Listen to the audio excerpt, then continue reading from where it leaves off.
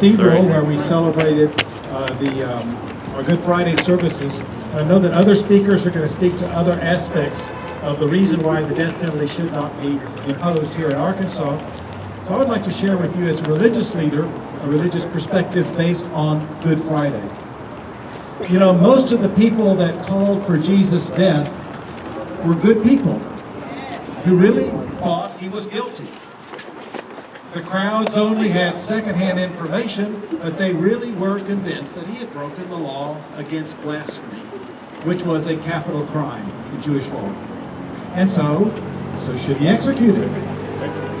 The same was true for the religious authorities, some of whom felt the need to trump up charges of insurrection, a capital crime in Roman law, get the death penalty carried out. But in their mind, this was just a matter of the ends justifying the means. They sincerely believed that Jesus deserved death in Jewish law, so they used a false charge in Roman law to get it accomplished. The only one directly involved with Jesus' death who had a reason to prevent the execution and the power to do so was the governor, Pontius Pilate. He knew this was about revenge. Jesus' message had been too challenging for his adversaries. But Pilate was afraid of the political and social fallout if he didn't do what the crowd wanted. If you release him, you are no friend of Caesar. So he handed Jesus over to death.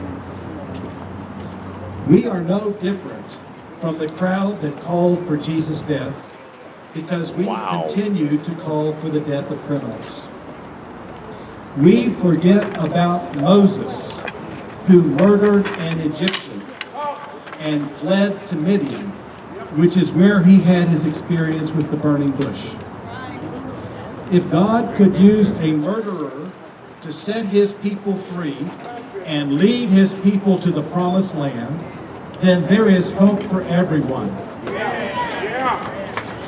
Like the good thief hanging by Jesus' side. Wouldn't he have been a good candidate for rehabilitation? The same is true also for us.